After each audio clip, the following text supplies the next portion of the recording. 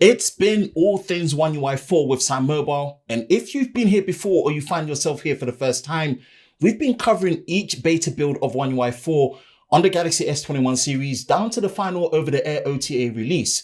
We've even looked at One UI 4 beta running on the Galaxy S20, and now it's the turn of the Galaxy Note 20 Ultra to get the One UI 4 beta look and overview.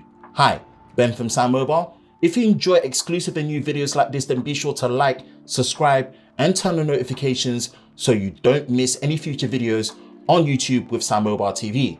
Here is our very quick overview of One UI 4 beta running on the Galaxy Note 20 Ultra. A last note.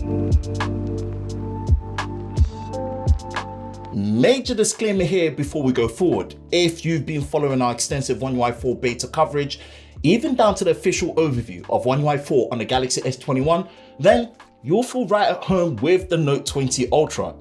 Secondly, we will be focusing on the core features of One UI 4 with Android 12, and any features not mentioned, there will be the assumption that it is pretty much there like the final build or the beta, unless stated otherwise that it's missing.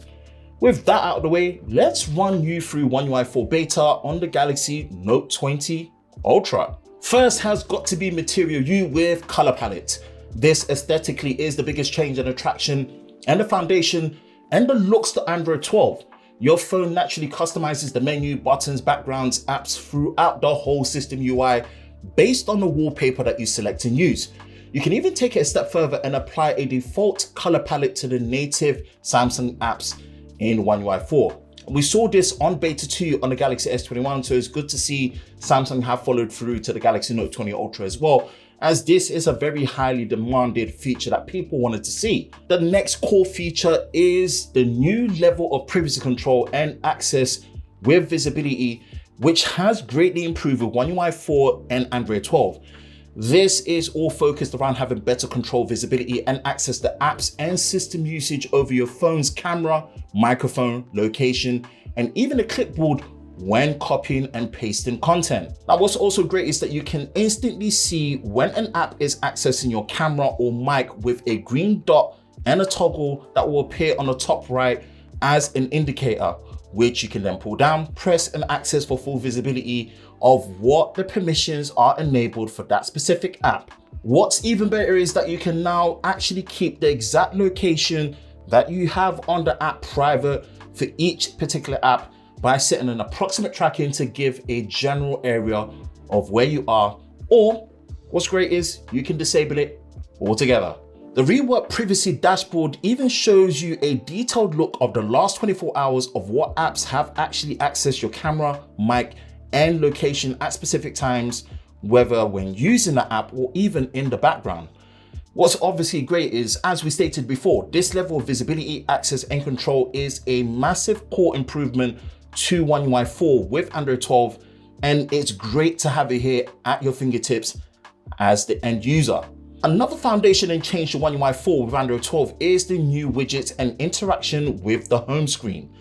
The widgets menu follows a stacked vertical arrangement, which is not only better organized and easy to see, but it also shows you how many widgets each app has so that there is no surprises or guesswork to how many widgets per app. Generally speaking, what's good to see is that the widgets themselves have been redesigned, interact better, and also show information that is easier in general to see and follow a more consistent look to One UI 4. Moving over to the camera UI, this sees a much more streamlined overview when using it for your pictures and videos.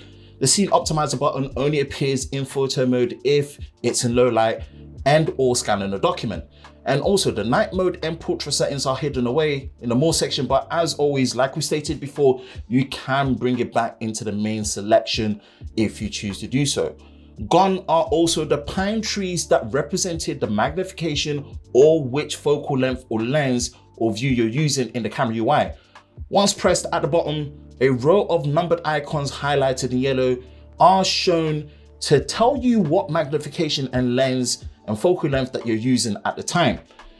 In regards to the video recording as well, it now starts straight away after pressing the record button rather than previously where you had to press and also then release for the recording to start for instantaneous video recording.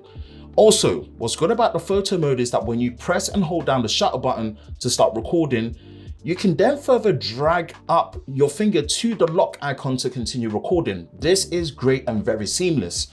You can also add more time when using a single take recording mode as well, which is great if you want to capture more memories with single take. If you go over to the Pro mode UI, it's also seen a nice streamlined redesign to make it much easier to navigate and use. Again, this particular section, I don't have any pets to demo this, but the portrait mode now works better on pets for both the front and the rear cameras for pets such as dogs and cats. Some of the portrait effects only show after you've taken the shot, so just bear that in mind as well. The device care section has seen a nice UI overhaul for a much easier and quicker glance of the current state of your device when it comes to storage, memory, battery, as well as device protection. The real main feature here is RAM Plus, which was initially showcased in Beta 2 on the Galaxy S21, as we saw. And what it basically does is it uses 4 GB of your internal storage to increase the overall system RAM amount. There is still no toggle option there to disable it, and would love to see it. As we stated in the 4 things One UI 4 could do better video, which we highly recommend you watch. Now overall, the visual look of the device care section and the state of how the device is showcased as an emoji is a nice friendly touch, as stated before. With accessibility, you can now use floating icons with key features so you have quicker access to them as always. There are more visibility when it comes to the eye comfort options, which then help you meet your needs. What's really good is that we see the extra dim feature based on Android 12, which is one of our favorite features that we saw showcased. And there is a toggle that you can actually bring into the quick settings drop-down menu as well, which is great to see. You can also customize the flash icons, and you do have an easier magnification window, giving you more options and control. Overall, when it comes to accessibility, it's very extensive and gets you a level of control that pretty much tunes it to your needs. Wrapping things up with this overview, assume all other features found on One UI 4 are here, as well as things like the improved Samsung keyboard, calendar, Bixby routine, Samsung Health, and many more. That does also mean that there are features like video call effects working on more third-party apps like WhatsApp and Instagram that are not here, which shouldn't come as a surprise, but it's still a shame nonetheless.